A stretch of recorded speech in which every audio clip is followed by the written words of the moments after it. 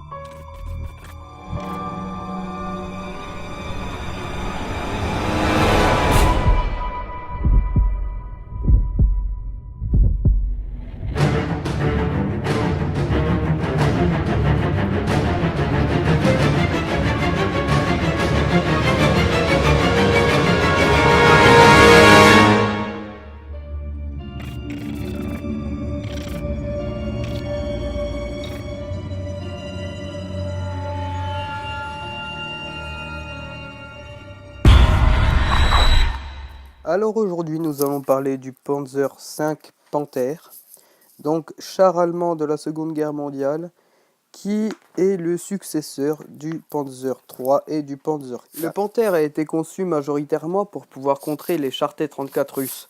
En effet, les chars Panzer III et Panzer IV étaient beaucoup trop faibles comparés aux KV-1 et T-34 cités précédemment.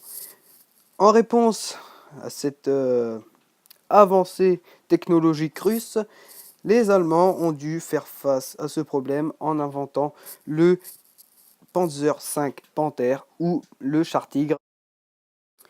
Daimler-Benz et MAN furent en compétition pour concevoir un char de 30 à 35 tonnes, donc un char moyen de combat, plus léger, plus maniable et rapide, donc plus facilement déployable dans les temps.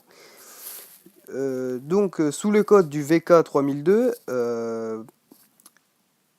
il était équipé d'une suspension Christie, exactement la même que sur le char T-34 russe. Malgré les préférences du Führer pour l'engin de Benz, un prototype fut testé en septembre 1942 à Kummersdorf et officiellement accepté malgré d'importantes mises au point encore à effectuer. Le char Panther était équipé d'un canon flak antiaérien de 75 mm et de deux mitrailleuses MG34 de 7,92 sur la tourelle ainsi que sur l'avant du char. Concernant le moteur, il était équipé d'un Maybach HL230 P30 à 12 cylindres de 700 chevaux, ce qui le propulsait à une vitesse maximale sur route de 55 km/h et en tout terrain de 35. Il avait une autonomie sur route de 200 km et en tout terrain de 170 km. Le char était équipé d'un blindage de 13 à 120 mm, incliné, celui-ci, comparé au char Tigre, car les T-34 étaient inclinés. Je pense que les concepteurs allemands ont dû s'inspirer grandement, car ils ont dû voir que les Panzer III et Panzer IV ricochaient sur le blindage incliné du T-34. Les premiers exemplaires du Panther furent déployés sur le front oriental en Italie en 1943. Par la suite, nombre de ces engins furent engagés sur le front normand afin de s'opposer au débarquement allié. Le Panzer V servit avec efficacité jusqu'à la fin des hostilités. Entre août 1943 et mai 1944, quelques 2000 Panthers Aus A quittèrent les chaînes d'assemblage. Cette version céda la place aux modèles Aus G et Aus F. Voici le char T-34, donc les chars que le Panther combattait sur le front occidental.